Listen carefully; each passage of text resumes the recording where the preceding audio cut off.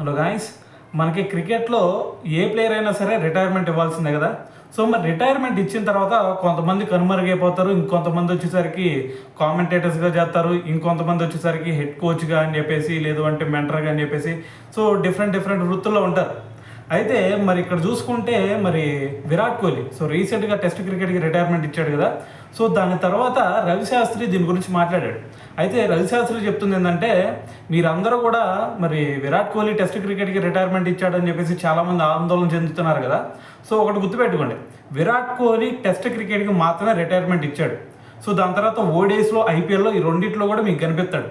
So కానీ ఒకటి మాత్రం నేను ముందే చెప్తున్నాను, సో విరాట్ కోహ్లీ గనక ఓడిఐ ఫార్మాట్కి అలాగే ఐపీఎల్కి గనక రిటైర్మెంట్ ఇచ్చాడు అంటే సో మీకు మళ్ళీ ఎవరి కంటికి కూడా కనిపించడు అని చెప్పేసి ఒక స్టేట్మెంట్ ఇచ్చాడు. అయితే మరి ఇదేంటి అంటే, మరి ఎవరి కంటికి కూడా కనిపించడు అంటే మనకి దాని మీనింగ్ ఏంటంటే, మరి ఇటువంటి మనకి ఇప్పుడు కొంతమంది ప్లేయర్స్ కామెంటేటర్స్గా చేస్తున్నారు, లేదు అంటే హెడ్ కోచ్గా చేస్తున్నారు, మెంటర్గా చేస్తున్నారు, సంథింగ్ వేరే బ్యాటింగ్ కోచ్గా అని చెప్పేసి, బౌలింగ్ కోచ్గానే అని చెప్పేసి, సో డిఫరెంట్గా మరి వాళ్ళైతే వాళ్ళ లైఫ్ని కంటిన్యూ చేస్తున్నారు. సో మరి విరాట్ కోహ్లీ మాత్రం అలాగే ఎప్పటికీ చేయడు. సో అంతకుముందు మనం చూసుకుంటే మరి ఒక ఇంటర్వ్యూలో కూడా ఈ స్టేట్మెంట్ ఇచ్చాడు.